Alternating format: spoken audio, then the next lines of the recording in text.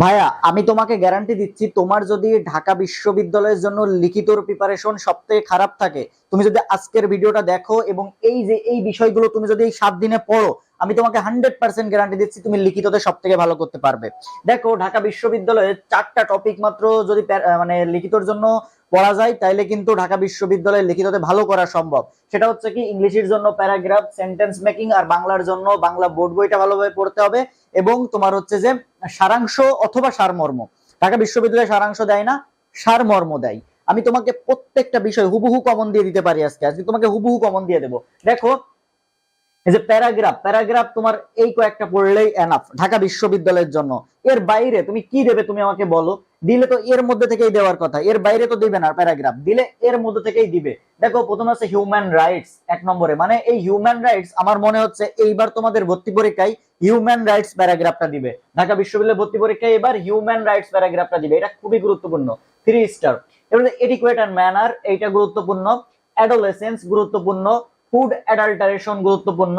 The struggle of Nelson Mandela, এটা গুরুত্বপূর্ণ। The struggle of Nelson Mandela. এরপরে তোমার হচ্ছে ড্রিম।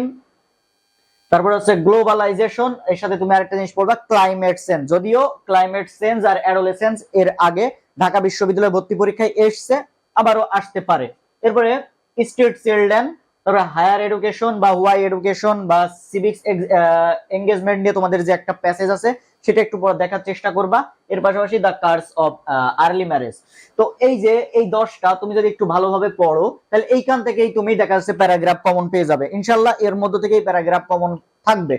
এর বাইরে যদি দেয়, এইবার দেওয়ার কথা না, কারণ এইবার তোমাদের ভর্তি পরীক্ষা আগে আসতেছে, স্টুডেন্টরা এমনিতে অনেক কম পড়ার সময় পাইছে, তো কমন গুলোই দেবে। এর বাইরে তোমার নন টেক্সচুয়াল প্যারাগ্রাফ দিতে পারে, কিন্তু টেক্সচুয়াল প্যারাগ্রাফ এর মধ্যে থেকেই দেবে। নন টেক্সচুয়াল দেওয়ার সম্ভাবনা এই বছর নেই। এর মধ্যে থেকেই পাবা। হিউম্যান রাইটসটা ভালো করে পড়ে যাবা। এর পাশাপাশি সেন্টেন্স মেকিং। ভাই, আরেকটা জিনিস তোমাকে বলি, প্যারাগ্রাফ, প্যারাগ্রাফের জন্য তোমাকে অনেকে বলবে যে ফ্রি হ্যান্ড রাইটিং শেখো, বেশি বেশি ওয়ার্ড মিনিং শেখো।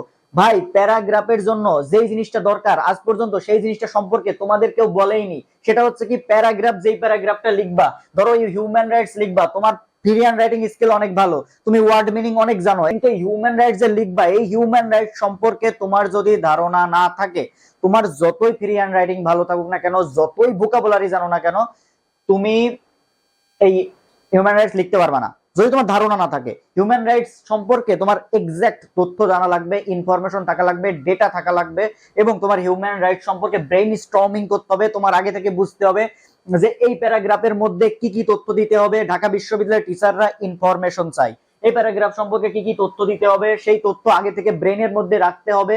তারপরে তোমার অন্তত বাংলায় ধারণা রাখতে পারো তুমি, তারপরে তোমার সেইগুলো লিখতে হবে।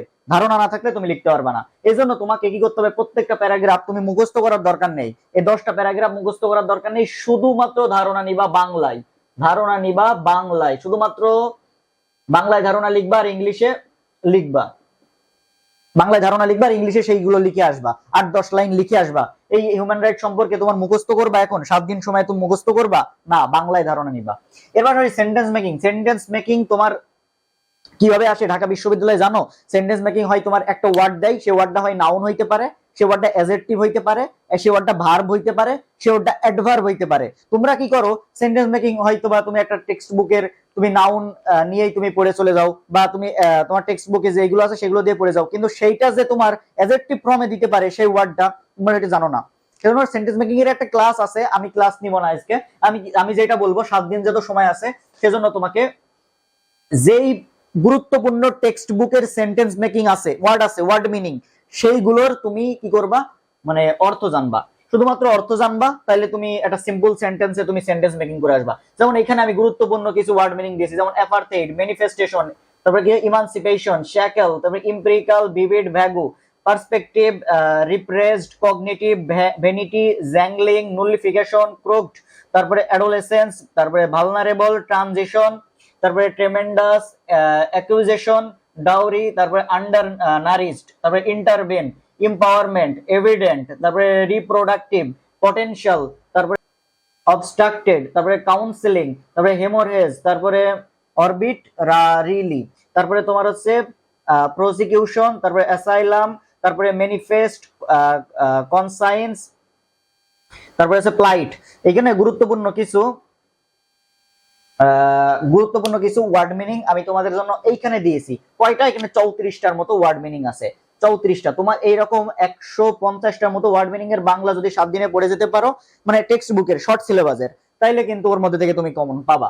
এর পাশাপাশি তোমাকে আমি দেখাই বাংলার জন্য কি করতে হবে। বাংলার জন্য ভাই, বাংলার জন্য তোমার একটা জিনিস আছে, সেটা হচ্ছে সারমর্ম। প্রত্যেকটা বছর সারমর্ম আসে। সারমর্ম কোথা থেকে আসে আমি এর আগে 2-3টা ভিডিওতে দেখাইছি, আবার দেখাবো। দেখো দেখো 2022-23 সালে এই বই থেকে হুবহু কমন। এই বইটা কিনা 2019 সালে, এই বইটা 2022-23 সালে হুবহু কমন।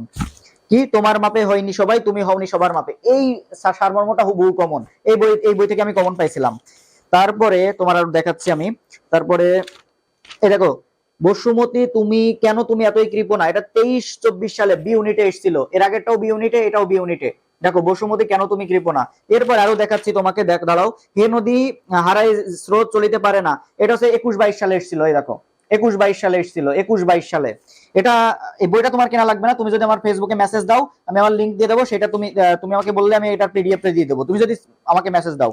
তারপরে 80 দেশে শুভ দিন, এটা এটা একটা এসেছিল এই ইউনিটে। আগের গুলো সব বি ইউনিটে, এটা এসেছিল এই ইউনিটে 2019-20 সালে। এই তো মোটামুটি তোমার সারমর্ম এইখান থেকেই কমন ছিল। মানে আমি আবার এই বই থেকে কমন পাইছি। অর্থাৎ সারমর্ম কি করে, সারমর্ম কমন আসে। সেজন্য সারমর্মের জন্য তোমাকে সারমর্ম পড়তে হবে। এই 7 দিনে তুমি যদি মিনিমাম 30টার মতো সারমর্ম পড়ে যেতে পারো, ওর মধ্যে থেকে কমন পাবা। গুরুত্বপূর্ণ সারমর্ম, যেমন তোমার কাজী নজরুল, রবীন্দ্রনাথ ঠাকুরদের যে ইয়ে আছে, তোমার কি যেন বলে, কবিতার লাইন, এগুলো তুলে দেয়। আর বাংলার জন্য বাংলার বোর্ড বই তো তুমি পড়ছোই, ওখান থেকেই আসবে 10 মার্ক। আর তো নতুন কিছু বলার কিছু নেই। তো মোটামুটি এগুলো তুমি ফলো করো, বাংলা বোর্ড বইটা ভালো পারো, সারমর্ম গুলো শেষ করো, এই প্যারাগ্রাফ গুলো ভালোভাবে ধারণা নাও। আর সেন্টেন্স মেকিং টেক্সট বুকের এগুলো আমি 34টা দিয়েছি, টেক্সট বুকের আরো গুরুত্বপূর্ণ সেন্টেন্স মেকিং গুলো পড়ো। এখান থেকে 30 মার্ক তুমি ভালোভাবে তুমি কভার করতে পারবে ঢাকা বিশ্ববিদ্যালয়ে লিখিততে। দেখা হবে পরবর্তী কোনো ভিডিওতে। ততক্ষণ সবাই ভালো থাকো। আসসালামু আলাইকুম।